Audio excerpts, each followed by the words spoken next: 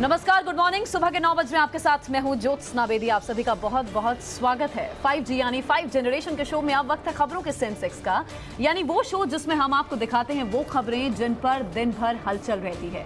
खबरों के सेंसेक्स में आज कौन सी खबर का ग्राफ ऊपर होगा, किस खबर पर पूरे दिन हलचल रहेगी, खबरों के सेंसेक्स में उस खबर की पूरी ABCD आपके सामने हम रखेंगे इस बुलेटिन में। आज की सारी बड़ी खबरें आपको दिखाने के लिए हमारे साथ जुड़ेंगे देश भर में फैले हमारे रिपोर्टर्स, जिनकी रहती है खबरों के बाजार पर पैनी नजर। सबसे पहले मैं अमित कुमार के पास जा रही हूं। अमित, आज क्या बड़ी खबर है? देखिए, सबसे बड़ी खबर कैबिनेट की बैठक है और सुबह 11 बजे CCS की बैठक है। इसके अलावा 11:05 पर CCE की बैठक है और 11:15 बजे कैबिनेट की बैठक है।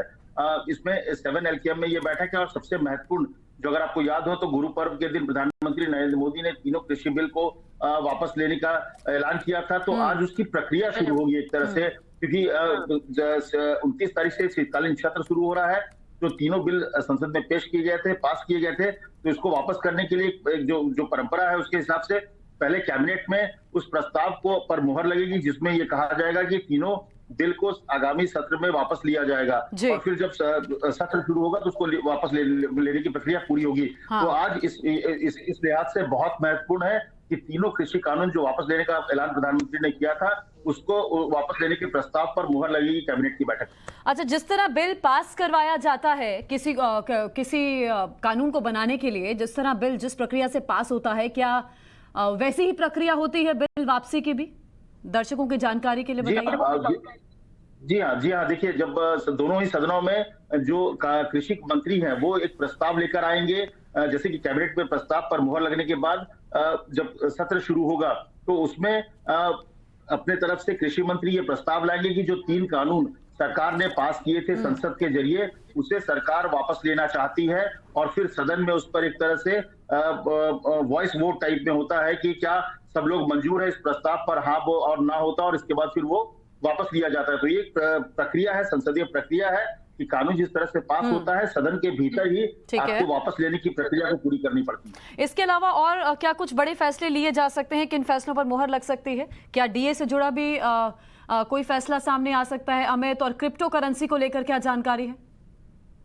देखिए, क्रिप्टो करेंसी, आज अगर सेंसेक्स की बात करें तो उसकी दूसरी बड़ी खबर जो है वो क्रिप्टो करेंसी वाला है, क्योंकि क्रिप्टो करेंसी पर जो जिस तरह से कहा जाए सरकार एक बिल लेके आ रही है, जो 26 बिल आने हैं उसमें अगर 10वें नंबर का जो बिल है वो क्रिप्टो करेंसी पर पाबंदी लगाने को लेकर है और इसको लेकर जितने भी निजी क्रिप्टो करेंसी है उस पर पाबंदी लगेगी। सरकार हालांकि तकनीकी इस्तेमाल पर छूट दे रही है, लेकिन सबसे बड़ी बात की RBI की ओर से सरकारी डिजिटल करेंसी चलाने का लिए फ्रेमवर्क बनाने पर बात होगी। जैसे इसका मतलब है कि RBI आने वाले समय में अपने तरफ से कोई डिजिटल करेंसी ला सकती है। इसके अलावा इसको रेगुलेट करने की भी बात हो रही है, क्योंकि जिस तरह से बहुत बड़ी संख्या में लोग इससे जुड़े हैं और साथ ही साथ इसमें यह भी होगा कि जो इसका जो ऐड जिस तरह से किया जा रहा है, भ्रामक तरीके से किया जा रहा है, तो उस पर कैसे रोक लगाए। तो इन तमाम चीजों को लेकर क्रिप्टो करेंसी जो है आज की महत्वपूर्ण खबर है जो सेंसेक्स में सबसे ऊपर रहेगी। कितने बजे बैठक होने जा रही है प्रधानमंत्री की अध्यक्षता में अमित?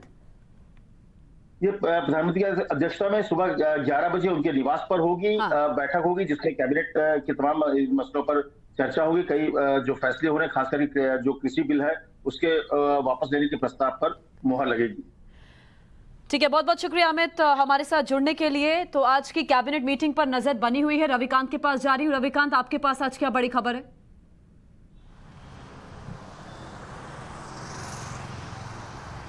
देखिए ज्योत्सना, खबरों के सेंसेक्स में आज 2 बड़ी और महत्वपूर्ण खबरें हैं। पहली खबर ये है कि भारतीय जनता पार्टी के राष्ट्रीय अध्यक्ष JP नड्डा 2 दिन के गोवा दौरे पर हैं। वो लगातार 5 राज्यों का भ्रमण कर रहे हैं जहां पर विधानसभा के चुनाव होने वाले हैं। ऐसे में आज वो देर शाम तक गोवा पहुंचने वाले हैं और चुनाव प्रभारी और राज्य के प्रभारी और इसके साथ ही जो प्रदेश अध्यक्ष हैं उनके साथ एक अहम और महत्वपूर्ण बैठक करने वाले हैं। जब से गोवा में आम आदमी पार्टी की एंट्री हुई है और पिछली बार जो भारतीय जनता पार्टी का आंकड़ा था उससे सरकार यहाँ पर कोई रिस्क नहीं लेना चाहती, पार्टी कोई रिस्क लेना नहीं चाहती, इसलिए चुनाव की तारीखों के ऐलान से ठीक पहले अपनी तैयारियों को पूरा करने के लिए जो बूथ लेवल के अध्यक्ष हैं उनके साथ भी बैठक करने वाले हैं। जानकारी ये मिल रही है कि एक प्रबुद्ध वर्ग के साथ भी वहाँ पर एक बैठक रखी गई है जिसमें 300 डॉक्टर्स होंगे और गोवा के जो तमाम प्रबुद्ध लोग हैं उनके साथ JP नड्डा चर्चा करने वाले हैं। दूसरी महत्वपूर्ण खबर ज्योत्सना ये है कि सरकार जो है वो पेट्रोल और डीजल के बढ़ते हुए दाम की वजह से लगातार चर्चा में है। विपक्ष ये आरोप लगा रहा है कि सरकार जो है टैक्स कलेक्शन कर रही है, अपना खजाना भर रही है, लेकिन लोगों को राहत नहीं दे रही है। तो दूसरी तरफ सरकार ने ये आरोप लगाया कि जब यूपीए सरकार ने ऑयल बॉन्ड जारी किया था उसके इंटरेस्ट को हम चुका रहे हैं, जिसकी वजह से पेट्रोल और डीजल की कीमतों में और ज़्यादा छूट नहीं दे सकते। लेकिन अब सोर्सेज ये बता रहे हैं कि जो भारत सरकार का स्ट्रेटजिक ऑयल रिजर्व है उससे सरकार जो है 50 लाख बैरल जो है वो ढील देने वाली है, यानी रिलीज़ करने वाली है। ऐसे में जो पेट्रोल और डीजल की कीमतें हैं उनको कम करने के लिए ये फैसला सरकार ले सकती है। इसके बारे में जानकारी दी रही है, जिसके आधार पर हो सकता है कि आने वाले दिनों में पेट्रोल और डीजल के दाम और कम हो जाएं। तो रविकांत राय ने दो खबर दी है कि एक तो जेपी नड्डा जो बीजेपी के राष्ट्रीय अध्यक्ष हैं वो गोवा पहुंच रहे हैं, उनका गोवा दौरा है। नजर टिकी अपडेट रविकांत आप तक पहुंचाते रहेंगे। वहीं आज भारत सरकार कच्चे तेल पर एक बड़ा फैसला ले सकती है। रविकांत इससे जुड़ा भी अपडेट आप तक पहुंचाएंगे। अब गौरव श्रीवास्तव के पास जाती हूँ। गौरव, आपके पास आज क्या खबर है? देखिए, आज बहुत बड़ी खबर यह है कि पश्चिम बंगाल की मुख्यमंत्री और तृणमूल कांग्रेस की अध्यक्ष प्रधानमंत्री नरेंद्र मोदी से शाम 5 बजे मुलाकात करेंगी। और ममता बनर्जी जो हैं वो पिछले 2 दिनों से जो हैं वो दिल्ली में डेरा जमाए हुई हैं। और प्रधानमंत्री नरेंद्र मोदी से होने वाली मुलाकात का जो विषय बताया जा रहा है, खास करके जो क्योंकि पश्चिम बंगाल जो है एक अंतर्राष्ट्रीय सीमा से जुड़ा राज्य है, वहां पर बीएसएफ का ज्यूरिडिक्शन बढ़ाए जाने का मामला है, उसको लेकर ममता बनर्जी संभवतः प्रधानमंत्री नरेंद्र मोदी से चर्चा कर सकती हैं। इसके अलावा विकास, पश्चिम बंगाल के विकास से जुड़ी हुई तमाम परियोजनाओं और मुद्दों को लेकर भी प्रधानमंत्री नरेंद्र मोदी से संभवतः बात हो सकती है। और इसके अलावा जिस तरीके से हमने देखा कि पिछले 3-4 दिनों में त्रिपुरा में स्थानीय निकाय चुनाव को लेकर हो रही तमाम हिंसा को लेकर बातें हो रही हैं, उसको लेकर भी हो सकता है कि ममता बनर्जी जो हैं वो प्रधानमंत्री नरेंद्र मोदी से बात करें। और ये बेहद अहम है। पश्चिम बंगाल के चुनाव बीतने के बाद ये बहुत महत्वपूर्ण बैठक हो सकती है, क्योंकि राजनीतिक रूप से धुर विरोधी रही दो पार्टियों के जो एक महत्वपूर्ण लोग हैं वो एक साथ बैठ रहे हैं। हालांकि प्रधानमंत्री होने के नाते उनकी जिम्मेदारी को देखते हुए ममता बनर्जी उनके पास जा रही है कि राज्य के विकास के लिए क्या योजनाएं वो प्रधानमंत्री नरेंद्र मोदी से ले सकती हैं, क्या सहायता ली जा सकती है। और खास करके संघीय ढांचे में केंद्र और राज्य के संबंधों को ध्यान में रखते हुए भी पश्चिम बंगाल जो है वो चाहती है कि केंद्र सरकार से जो कुछ भी मदद मिल सकती हो वो की जाए। लेकिन दूसरा मुद्दा जिसको हम लेकर चर्चा कर रहे हैं वो बीएसएफ ज्यूरिडिक्शन का है। हमने अभी पिछले दिनों में देखा कि कुछ तरह से कूच बिहार इलाके में गौ तस्करों को रोकते हुए बीएसएफ ने वहां पर कुछ फायरिंग में गौ तस्करों की मौत हुई थी। उसके बाद वहां स्थानीय रूप पर विवाद हुआ था। हालांकि इसको लेकर फिर से ये बात खड़ा करने की शुरू की गई कि जो बीएसएफ का ज्यूरिडिक्शन 15 किलोमीटर से बढ़ाकर 50 किलोमीटर किया गया है वो स्टेट की पुलिस की जो अधिकार है उसको कम करती है। हालांकि इस मामले में बीएसएफ ने सफाई दी थी। तो ये तमाम मुद्दे रहेंगे ज्योत्सना, जिसको लेकर ममता बनर्जी आज प्रधानमंत्री नरेंद्र मोदी से शाम 5 बजे मुलाकात करेंगी। बिल्कुल, पंजाब में भी देखिए, पंजाब में भी इंटरनेशनल बॉर्डर जो है वहां पर बीएसएफ का अधिकार क्षेत्र बढ़ाया गया था। पश्चिम बंगाल में भी बढ़ाया गया था, पहले 15% था, उसे बढ़ा करके 50% कर दिया। पंजाब में विधानसभा सेशन स्पेशली बुलाया गया, उसमें इस फैसले के खिलाफ एक प्रस्ताव पारित किया गया। और यही प्रक्रिया हमने पश्चिम बंगाल में बढ़ती हुई भी देखी। अब इसी मुद्दे पर आज प्रधानमंत्री नरेंद्र मोदी से ममता बनर्जी चर्चा करती हुई नजर आएंगी। अभी आपने गौरव बताया कि बीएसएफ इस पर अपनी प्रतिक्रिया भी दे चुकी है और सरकारी अमले की तरफ से भी यही कहा गया है कि ऐसा कुछ नहीं है कि किसी के क्षेत्र में हस्तक्षेप करने की बात हो। फोर्सेज है, एक तरफ बीएसएफ है, एक तरफ पुलिस फोर्स है, मिलकर के काम किया जा सकता है, क्योंकि ये देश की सुरक्षा का मामला है, प्रदेश की सुरक्षा का मामला है।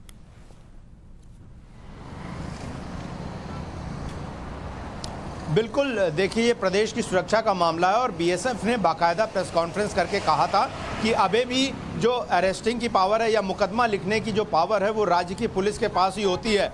बीएसएफ का शुरू से ये मानना है कि बीएसएफ जो भी करती है अंतर्राष्ट्रीय सीमा पर तस्करों को रोकने या किसी भी तरह के अतिक्रमण को रोकने के लिए, घुसपैठ को रोकने के लिए, वो पुलिस का सहयोग ही करती है, क्योंकि पुलिस की भी एक सीमा है किसी भी चीज़ को अंतर्राष्ट्रीय सीमा पर निगरानी या उससे जुड़े किसी भी घुसपैठ या तस्करी को रोकने की। तो जाहिर तौर पर ये विवाद जो है जाहिर तौर पर सही नहीं माना जा सकता है, क्योंकि कई राज्यों में हम बात करें तो गुजरात है, वहां पर भी अंतर्राष्ट्रीय सीमा है, वहां पर भी बीएसएफ की सीमा। तो ऐसे बीएसएफ कई जगहों पर जो है वो सीजिंग सर्चिंग की पावर रखती है, गिरफ्तारी की पावर रखती है। तो ऐसे में इसे जाहिर तौर पर राजनीतिक चश्मे से देखा जाता है। और हमने ये देखा है कि लंबे समय से पश्चिम बंगाल और बांग्लादेश बॉर्डर पर गायों की तस्करी का मामला उठता रहा है, लेकिन जब से प्रधानमंत्री नरेंद्र मोदी की अगुवाई वाली सरकार आई है, खास करके बांग्लादेश बॉर्डर पर गौ तस्करी पर बहुत ज्यादा रोक लगाई गई है, क्योंकि एक संगठित व्यापार जो है चलता था और पश्चिम बंगाल से जो गाय हैं वो उधर और बांग्लादेश से गाय इधर से उधर तस्करी की जाती थी, और वो लोग जो स्थानीय संरक्षण है, स्थानीय प्रशासन के संरक्षण से ये सारा काम करते थे। लेकिन बीएसएफ की प्रधानमंत्री से मुलाकात आज ममता बनर्जी करेंगी। त्रिपुरा हिंसा को लेकर चर्चा संभव है, बीएसएफ के अधिकार क्षेत्र को लेकर बात हो सकती है। बीजेपी पर लगातार टीएमसी कई लंबे समय से हमलावर है। एक एक मुद्दा आज प्रधानमंत्री के समक्ष रखेंगी ममता बनर्जी, चर्चा करेंगी और प्रदेश को किस तरह केंद्र सरकार से और सहयोग मिल सकता है इस पर भी बातचीत होगी। मेरे साथ पुलकित इस समय जुड़े हैं। पुलकित, अगर मेरी आवाज आप तक पहुंच रही है तो आज आपके पास क्या खबर है? देखिए, आज दिल्ली के तमाम लोगों को प्रभावित करने वाली एक बैठक, अहम बैठक पर्यावरण मंत्री गोपाल राय लेने वाले हैं।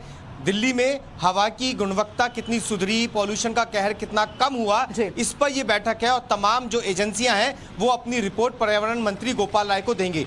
आपको याद होगा कि हवा की गुणवत्ता जैसे ही खराब हुई थी तो बहुत सारे बैन दिल्ली सरकार की तरफ से लगाए गए थे, जिसमें स्कूलों को बंद किया गया था। जो भी एसेंशियल सर्विसेज को छोड़कर ट्रक दिल्ली में दाखिल होते हैं उन पर रोक लगा दी गई थी। तो क्या ये फैसला वापस लिया जाएगा? क्योंकि इससे पहले जो मीटिंग हुई थी उसमें ये फैसला लिया गया था कि जो कंस्ट्रक्शन वर्क पर रोक है उसे हटा लिया जाए और कुछ नियम कानून के साथ कंस्ट्रक्शन वर्क को खोल दिया जाए। अब ये तय होगा आज कि क्या दिल्ली के अंदर ट्रकों की एंट्री खोली जाएगी, क्या दिल्ली के अंदर स्कूल खुलेंगे या अभी स्कूलों को खोला नहीं जाएगा। हालांकि जितनी भी खबरें मिल रही हैं वो ये बताती हैं कि दिल्ली में हवा की गुणवत्ता में सुधार आया है। इस सुधार को देखते हुए सरकार कुछ कदम पीछे ले सकती है, यानी कि कुछ फैसले बदल सकती है और कुछ छूट दे सकती है। ये उम्मीदें लगी हुई हैं। एसेंशियल सर्विसेज को छोड़कर तमाम जो ट्रक हैं वो बॉर्डर पर अभी तक खड़े हुए हैं, उनकी एंट्री नहीं हो पा रही है। इसी को देखते हुए आज ये फैसला हो सकता है कि सीएनजी के जो ट्रक हैं उन्हें दाखिल होने दिया जाए या दूसरे ट्रकों को भी छूट मिल सकती है। तो ये खबर तमाम लोगों से जुड़ी हुई है। जी ठीक है, बहुत बहुत शुक्रिया इस जानकारी को हम तक पहुंचाने के लिए पुलकित। गुरप्रीत सिंह चिन्ना के पास में जा रही हूँ। गुरप्रीत, आपके पास आज क्या खबर है? जी, अगर पंजाब की बात करें तो सबसे बड़ी कंट्रोवर्सी हो रही है इस समय पंजाब में, क्योंकि कांग्रेस गवर्नमेंट ने एक चेयरमैन अपॉइंट किया है, बलविंदर सिंह जैनको के चेयरमैन अपॉइंट किया है, जिस बात को लेके जितनी भी पॉलिटिकल पार्टी है उनमें रणनीति हो रही है और बार बार वो अटैक कर रहे हैं कांग्रेस गवर्नमेंट के। क्योंकि जो बलविंदर सिंह है उनका भाई है अवतार सिंह तारी, जो एसएफजे का एक्टिव मेंबर है और एसएफजे को इंडिया में बैन किया हुआ है। इस बात को लेके हम देख रहे हैं कि लगातार श्रोमणी अकाली दल सुखबीर सिंह बादल भी अटैक कर रहे हैं। उनका ये कह रहा है कि ऐसी अपॉइंटमेंट जो गवर्नमेंट के जाते वक्त करनी कहीं ना कहीं टेरर अपीजमेंट की भी बात लग रही है और कहीं ना कहीं लग रहा है कि कांग्रेस एंटी नेशनल लोगों के साथ खेल रही है इस समय, क्योंकि वो वापस पावर में आना चाहते हैं। वहीं हम देख रहे हैं कि बीजेपी के जो फॉर्मर मिनिस्टर थे दीक्षित सूद, वो भी अटैक कर रहे हैं। वो कह रहे हैं कि कांग्रेस और जो टेरर का लिंक है वो भी सामने आया दोबारा से। तो सबसे बड़ी जो आज की राजनीतिक मूवमेंट है वो यही है कि लगातार विरोधी दल श्रोमणी अकाली दल हो, बीजेपी हो, इस बात को आड़े हाथ ले रही है। और कांग्रेस अगर बात करें तो कांग्रेस के जो सीनियर कैबिनेट मिनिस्टर है तृप्त राजेंद्र बाजवा, वो डिफेंड कर रहे हैं। वो ये कह रहे हैं कि ये हमारे कांग्रेस का वर्कर है बलविंदर सिंह और उसका भाई बाहर क्या करता है उससे वो कांग्रेस का कोई लेना देना नहीं, इसलिए हमने चेयरमैन अपॉइंट किया। तो कहीं ना कहीं ये एक बड़ा पॉलिटिकल सियासी मुद्दा बन चुका है पंजाब में। अब देखना है कि कांग्रेस इसको कैसे लेती है। पंजाब जिनको लिमिटेड अध्यक्ष के तौर पर बलविंदर की नियुक्ति हुई है, जिसके बाद सवाल खड़े हो रहे हैं। लेकिन गुरप्रीत, एंटी नेशनल्स का हाथ पकड़ के, एंटी नेशनल्स को साथ जोड़ के सत्ता की कुर्सी पर कांग्रेस काबिज नहीं हो पाएगी और कांग्रेस पार्टी खुद विपक्षी पार्टियों को मुद्दा दे रही है। कांग्रेस खुद विपक्षी पार्टियों को मुद्दा दे रही है।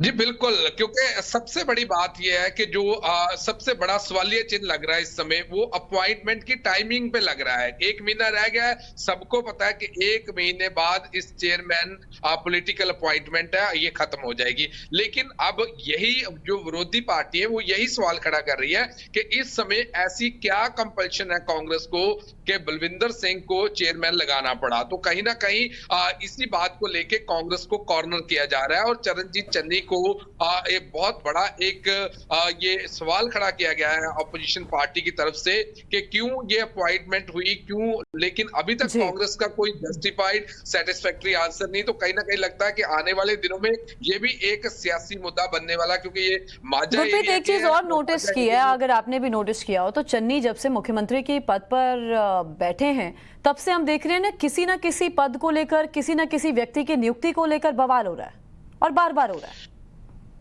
जी बिल्कुल, जो लगातार हम देख रहे हैं कि चरणजीत सिंह चन्नी जबकि है उस टाइम पे बार बार बवाल हो रहा है, क्योंकि चरणजीत सिंह चन्नी सबको पैसिफाई करने में लगे हुए हैं, लेकिन वो पार्टी लाइन को नहीं देख रहे और उनका एंटीस्टेट नहीं। अगर इस बात की बात करें तो ये माना जा रहा है कि तृप्त राजेंद्र बाजवा जो सीनियर कैबिनेट मंत्री है, उन्होंने ही ये अपॉइंटमेंट की है, उनका ही सबसे बड़ा रोल है। तो कहीं ना कहीं चरणजीत सिंह चन्नी जो रूल्स और रेगुलेशंस को देखने के बजाय अपने राजनीतिक लोगों को खुश करने में लगे हैं। ठीक है, बहुत शुक्रिया गुरप्रीत, आप नजर रखिए इस खबर पर। अपडेट के लिए वो लौटेंगे वापस। कल से देखिए उत्तर प्रदेश में भी हलचल बहुत ज्यादा है, राजनीतिक हलचल। आदर्श मेरे साथ जुड़ गया। आदर्श, आज क्या खबर है?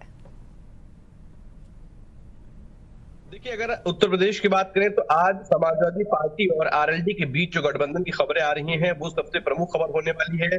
हमारे जो सूत्र बता रहे हैं उसके मुताबिक आज गठबंधन की सीटों को लेकर फैसला हो सकता है और साथ ही साथ 30 नवंबर को फतेहपुर में एक रैली का आयोजन किया जा सकता है, जिसमें न सिर्फ आरएलडी के नेता जयंत चौधरी बल्कि उसके साथ साथ जो समाजवादी पार्टी के मुखिया है अखिलेश यादव, वो शामिल हो सकते हैं। फिलहाल जो सूत्रों के मुताबिक खबर है उसके मुताबिक तकरीबन 42 सीटों के आसपास ऐसी सीटें हैं जिस पर समझौता हो रहा है, जिस पर समाजवादी पार्टी समझौता कर सकती है। 42 सीटें देने की बात कही जा रही है वेस्टर्न यूपी में।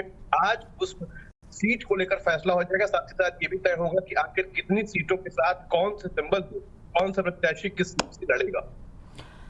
आदर्श, अगर ये बात तय हो जाती है तो फिर क्या ये बीजेपी के लिए टेंशन बढ़ाने वाला है? क्योंकि ग्राउंड जीरो पर जब आप उत्तर प्रदेश में जाते हैं तो एक चीज तो आपको समझ आ जाती है, एक सेंस मिल जाता है कि समाजवादी पार्टी कड़ी टक्कर दे रही है बीजेपी को। समाजवादी के साथ आरएलडी का भी मिल जाना क्या बीजेपी की टेंशन बढ़ाएगा? देखिए, निश्चित तौर पर टेंशन बढ़ाएगा, क्योंकि अगर मुख्य विपक्षी पार्टी की बात करें तो समाजवादी पार्टी मुख्य विपक्षी पार्टी है और ऐसे में अगर वेस्टर्न यूपी का जाट वोट बैंक जो है वो आरएलडी के साथ जाता है और आरएलडी पर भरोसा करके समाजवादी पार्टी के साथ जुड़ता है तो निश्चित तौर पर नुकसान होगा। और जो कहीं न कहीं वेस्टर्न यूपी के वोट बैंक को भी ध्यान में रखकर चुनाव से ठीक पहले कृषि जो बिल थे उसको वापस लिए गए थे और ऐसे में अब अगर आरएलडी का गठबंधन होता है तो निश्चित तौर पर बीजेपी को वेस्टर्न यूपी में कम से कम जाट वोटर्स पे तो नुकसान होगा ही। अच्छा, एक चीज और, जो प्रसपा है, शिवपाल यादव की पार्टी है, शिवपाल को हम देख रहे हैं, शिवपाल जी बार बार अखिलेश यादव को अल्टीमेटम देते हैं, जिससे ये चीज समझ आती है कि शिवपाल तो चाहते ही हैं कि मैं समाजवादी पार्टी के साथ जुड़ करके विधानसभा चुनाव में जाऊं, जो कि अखिलेश बहुत ज्यादा इंटरेस्टेड नहीं दिख रहे हैं। अगर अखिलेश इस पर भी हामी भर देते हैं तो फिर कितना नुकसान हो सकता है बीजेपी को, या क्या आप इक्वेशन देख रहे हैं?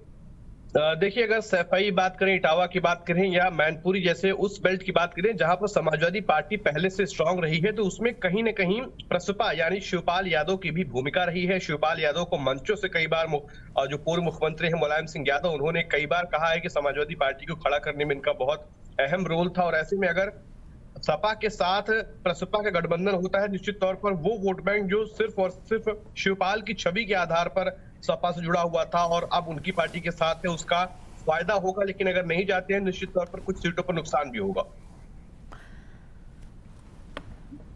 तो आज क्या तस्वीर निकलकर उत्तर प्रदेश से नजर आएगी, ये देखने वाली बात होगी। समाजवादी पार्टी की पश्चिमी यूपी पर ज्यादा नजर है, इसलिए आरएलडी के साथ गठबंधन करने का मन बनाते हुए नजर आ रहे हैं अखिलेश यादव। तो क्या जाट वोट बैंक फायदे का सौदा साबित होगा? मतलब ये गठबंधन क्या अखिलेश यादव के लिए फायदे का सौदा साबित होगा? ये देखने वाली बात होगी। सीट शेयरिंग का फॉर्मूला क्या तय होने वाला है? कितने पर आरएलडी जाएगी और कितने पर समाजवादी पार्टी लड़ेगी? क्या आगे रणनीति दोनों पार्टियां मिलकर बनाती हैं? आज बीजेपी को लेकर कोई बड़ी खबर है क्या आदर्श? बीजेपी की तरफ से आज कोई कार्यक्रम, किसी प्रकार की कोई रणनीति हो, कोई खबर? देखिए, बीजेपी को लेकर अगर हम बात करें तो बीजेपी लगातार मैराथन बैठकें कर रही है और बीजेपी आज भी कई बूथ स्तर के जो कार्यकर्ता हैं, नेता हैं, उनके साथ बैठक कर सकती है। साथ ही साथ बीजेपी के बड़े नेता जो हैं वो आज बीजेपी मुख्यालय में जाकर उन कार्यकर्ताओं में जोश भरने का भी काम करेंगे जो बूथ लेवल पर बीजेपी से दूर रहे हैं या फिर पिछले चुनाव से दूर हो चुके हैं। अब माना जा रहा है कि आगे की रणनीति और चुनावी जीत कैसे तय होगी, साथ ही साथ बूथ लेवल पर कैसे मजबूत किया जा सकता है, उनको लेकर जो स्थानीय और छोटे नेता हैं उनको भी जोड़ने का कार्यक्रम कर सकती है बीजेपी। ठीक है आदर्श, आप इन तमाम खबरों पर नजर रखिए। अपडेट के लिए वापस लौटेंगे। साकेत सिंह मेरे साथ जुड़ गए हैं। साकेत, पटना से क्या खबर है आज? देखिए, पटना से जो आज बड़ी खबर है वो मुख्यमंत्री नीतीश कुमार की पार्टी यानी जेडीयू को लेकर है। नीतीश कुमार का 15 साल का कार्यकाल आज पूरा हो रहा है। तो ऐसे में जेडीयू ने इस मौके पर कई बड़े कार्यक्रम आयोजित किए हैं। जैसा कि पटना में जो जेडीयू के राष्ट्रीय अध्यक्ष हैं ललन सिंह, वो यहाँ पर प्रेस कॉन्फ्रेंस करेंगे और लोगों को जानकारी देंगे कि आखिर 15 साल में मुख्यमंत्री नीतीश कुमार ने क्या कुछ बिहार में बदलाव किया है। एक अहम जो प्रेस कॉन्फ्रेंस है वो आज यहाँ पर होना है। लगभग 11:15 बजे का समय रखा गया। और इसके अलावा जेडीयू के जितने भी मंत्री हैं जेडीयू कोटे के सरकार में, वो तमाम लोग बिहार के अलग अलग जिलों में जाएंगे और वहां पर मुख्यमंत्री के 15 साल के काम को जनता के बीच रखेंगे, वहां पर बात करेंगे। और इसके अलावा और भी जो पार्टी के कार्यकर्ता हैं वो भी कई यहाँ पर कार्यक्रम करेंगे। तो निश्चित तौर पर 15 साल नीतीश कुमार के कार्यकाल के पूरे हुए हैं और इसको कहीं ना कहीं जेडीयू इस तरीके से भुनाने में जुटी है कि किस तरह से नीतीश कुमार ने बिहार को बदला है इस 15 साल में। 15 साल पहले जब लालू राबड़ी की सरकार थी उस समय बिहार की स्थिति क्या थी और आज क्या थी, ये जो फर्क है वो दिखाने की कोशिश होगी। और कहीं ना कहीं पार्टी को जो जमीन स्तर पर मजबूत करने और कार्यकर्ताओं में एक नया जोश भरने का भी इस कार्यक्रम के जरिए जेडीयू यहाँ पर कोशिश करेगी। जेडीयू के 15 साल पूरे हो रहे हैं, नीतीश कुमार के बतौर सीएम 15 साल पूरे हो रहे हैं, माफ कीजिएगा। आरजेडी की स्थापना के भी आज 25 साल पूरे हो रहे हैं। आरजेडी क्या कुछ कार्यक्रम कर रही है, साकेत? देखिए, आरजेडी के स्थापना दिवस 25 साल तो कुछ दिन पहले पूरे हुए थे, लेकिन उस दिन उन्होंने कहा था कि जल्द ही आरजेडी के प्रदेश कार्यालय में जो पार्टी का सिंबल है लालटेन, उसको एक बड़े आकार में लालटेन बनाकर पार्टी के कार्यालय में लगाया जाएगा और उसमें तमाम कार्यकर्ताओं को भी बुलाया गया है एक नया जोश भरने के लिए पार्टी के कार्यकर्ताओं में। कल जैसा कि जो प्रदेश अध्यक्ष है जगदानंद सिंह, उन्होंने कहा था कि ये जो नया अवतार है, क्योंकि पार्टी का जो ये लालटेन है वो 6 टन का लालटेन बनाया गया है, जो आज लालू यादव लगभग 2 बजे दोपहर बताया जा रहा है समय, जब लालू यादव यहाँ पर उस लालटेन का अनावरण करेंगे। क्योंकि लालू यादव परसों पटना पहुंचे हैं, उनका सीबीआई कोर्ट में यहाँ पर पेशी थी, उसके बाद वो आज कार्यक्रम तय किया गया है। यहाँ पर 6 टन का लालटेन लगाया गया है जिसे लालू यादव आज यहाँ अनावरण। ठीक है साकेत, आप नजर रखिए। लौटेंगे अपडेट के लिए वापस। आप मेरे तमाम सहयोगियों का बहुत बहुत शुक्रिया जानकारी दर्शकों तक पहुंचाने के लिए। आज की बड़ी खबरें हमने आपको बताई। अब सेंसेक्स मीटर पर हम नजर फटाफट से दौड़ा लेते हैं। सबसे पहले हेडलाइंस हम आपको बताएंगे जिन जिन खबरों पर मैंने अभी अपने सहयोगियों के साथ चर्चा की है। प्रदूषण पर दिल्ली सरकार की बैठक होनी है, बैठक में क्या निकलेगा ये देखने वाली बात होगी। मोदी कैबिनेट की आज अहम बैठक है। बलविंदर सिंह की नियुक्ति पर पंजाब में लगातार सवाल खड़े हो रहे हैं। चन्नी सरकार पर बिहार में शराब माफियाओं पर कार्रवाई लगातार जारी है। टाइम्स ऑन अब भारत की खबर का असर है। एसपी आरएलडी गठबंधन का ऐलान आज संभव है। ये आप 2 रैंक्स देख रहे हैं, पुराना रैंक और एक नया रैंक। नए रैंक में आप देख रहे हैं प्राथमिकता के लिहाज से जो खबरें तय की गई हैं। सबसे ज्यादा आज कोई बड़ी खबर है तो मोदी कैबिनेट की अहम बैठक पर नजर है। एसपी आरएलडी गठबंधन का ऐलान आज संभव है क्योंकि ये गठबंधन सभी इक्वेशंस को बदलने वाला है आने वाले विधानसभा चुनावों में। वहीं बलविंदर सिंह की नियुक्ति पर सवाल लगातार हो रहे हैं। चन्नी सरकार से पूछे जा रहे हैं। प्रदूषण पर लेकर दिल्ली सरकार ने जो पाबंदियां लगाई थी, क्या ढील दी जाएगी आज, क्या होगा बैठक में, ये देखने वाली बात है। बिहार में शराब माफियाओं पर कार्रवाई भी लगातार जारी है। इससे जुड़ा भी एक एक तस्वीर के साथ एक अपडेट हम आप तक पहुंचा रहे हैं। नीतीश सरकार लगातार सवालों के घेरे में है। एक छोटा सा ब्रेक, लौट रहे हैं जल्द, आप रहिए हमारे साथ।